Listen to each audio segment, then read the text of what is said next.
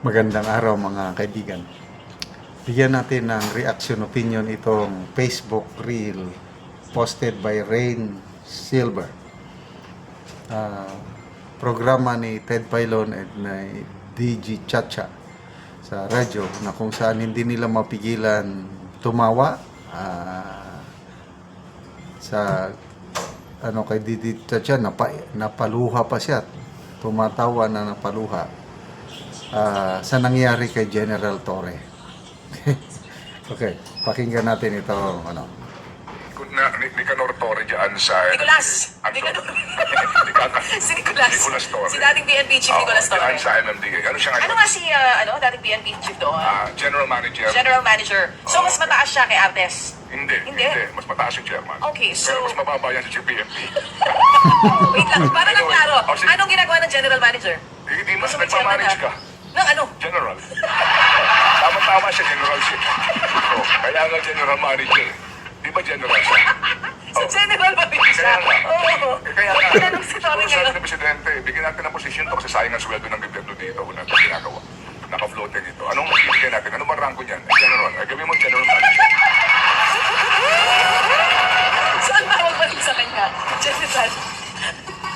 So pag nakapanayam natin, tinatawagan nga natin para malaman natin ano bang gagawin niya ngayong kamasluhang ito. So ang tawag sa kanya, General, good morning sir. Alam mo, bayaran mo na ako dito, nagiging entertainment ako eh. Tuloy mo, naiiyak ako. Naiiyak ka sa naiyak. Naiyak. Ngayon ko lang naisip, General pa nga rin siya. O, sige. all that Ano ba ang papel? Natawa, napaiyak. Grabe naman. Ang hindi ko pa maklaro ngayon, paki-comment nga lang ano ba talaga si General Torre? Nag-resign na ba siya as a PNP 4-star general? Tahimik eh. Yan ang pagkakaintindi ko silent na lang yung pagre-retire niya para matanggap niya yung position as general manager. Okay. Yung iba nagsasabi na promotion daw yun. Yung pagiging general manager niya ng MMD dahil mas mataas ang sweldo ng general manager MMD kumpara sa PNP chief. Ang sweldo ng 4-star general sa PNP is only 149,000. Ang sweldo ng general manager sa MMD is 200 plus thousand. 208 ata o 203. So malayo nga naman yung sweldo. Mas mataas ang sweldo ng general manager MMDA. Ngayon, sa rank, diyan nagkakatalo. Ang rank ng PNP chief is a cabinet secretary. Mataas. Ang rank ng general manager ng MMD is just an undersecretary. So, pagdating sa ranggo, demoted siya. Pagdating sa sweldo, tumaas siya. So, ano ang mas mahalaga, yung ranggo o yung sweldo?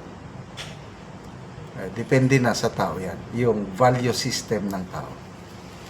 Kung ako, never kong tatanggapin yung general manager kasi nga demotion yun sa ranggo.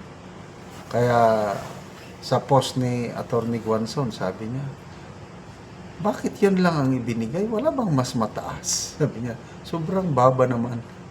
At tingnan mo, ano ang trabaho ng general manager ng MMDA? Basically, ang trabaho ng MMDA is tagalinis, taga-ayos ng Metro Manila. Kaya sa mga post na nakikita ko is hepe siya ng mga traffic enforcer at mga Metro Manila cleaners o sweepers.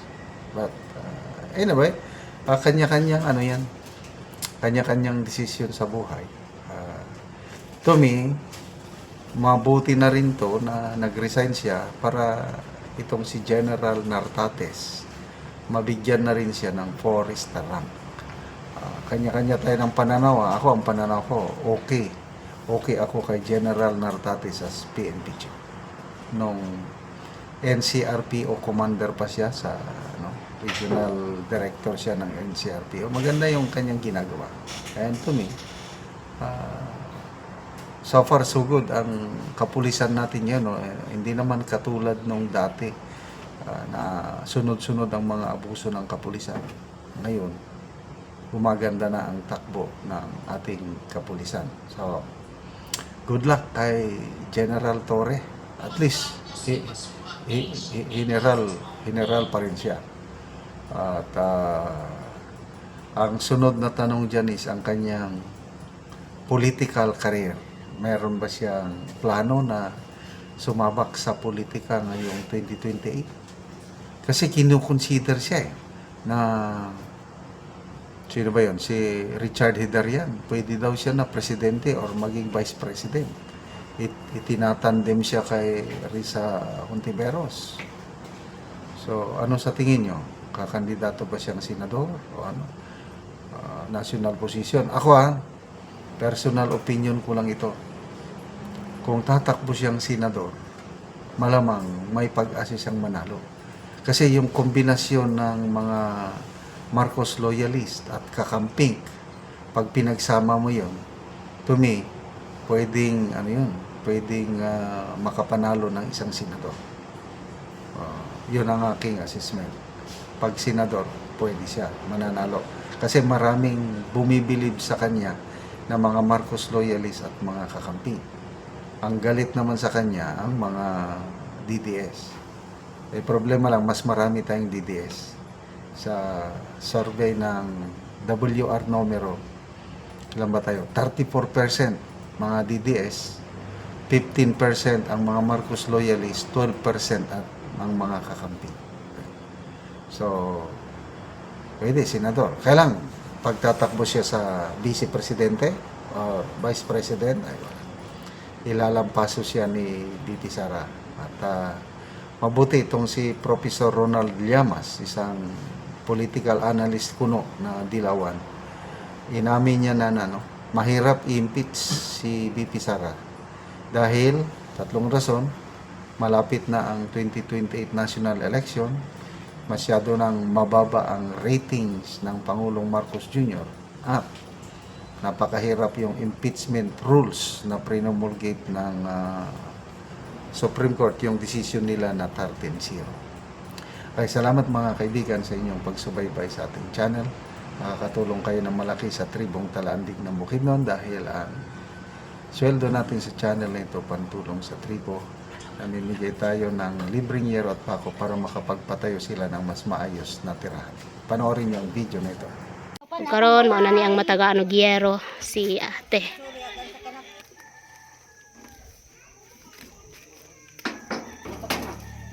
So mao na ni ilang balay. So luoy gid kay sila. So mo lang nang ilang balay. So mo na mong gitagaan og yero si ate. Og mo ni ang ilang kahimtang dari sulod. So ginapuy-an pa ni. So tan-awa ang abuhan guys So makita nimo nga luoy gid kay sila ang ilang kahimtang. Walang nang ilang abuhan.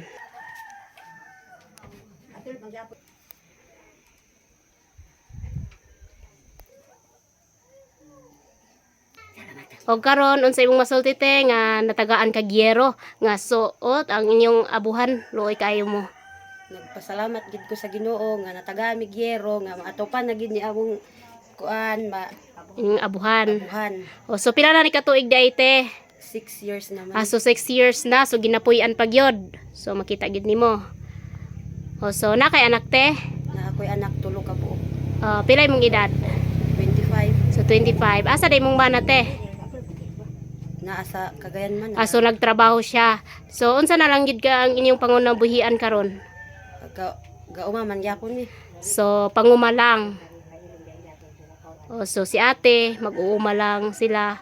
So tungod sa ilang kaliso dili sila paka-afford sa yero. So natagaan man si ate.